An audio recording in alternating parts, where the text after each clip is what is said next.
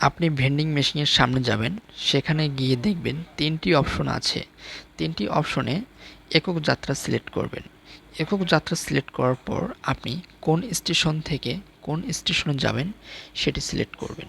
Select করার পর আপনি একা যাবেন কি দুজন যাবেন সেটি সিলেক্ট করবেন। যদি একা যান তাহলে অন সিলেক্ট করবেন। সিলেক্ট করার পর আপনার কত টাকা ভাড়া হয়েছে সেটি স্ক্রিনে দেখাবে। তো দেখানোর পর আপনি ভেন্ডিং মেশিনে টাকা প্রবেশ করাবেন। টাকা সোজা করে প্রবেশ করাবেন, তা না হলে নিবে না এবং ছিঁড়া ফাটা টাকা নিবে না।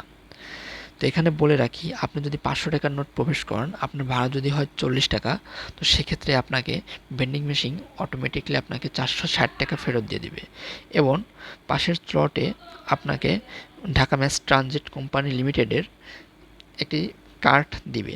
সেই কার্ডই হচ্ছে আপনার টিকিট, সেটি দিয়ে আপনি মেট্রো রেল ভ্রমণ করতে পারবেন।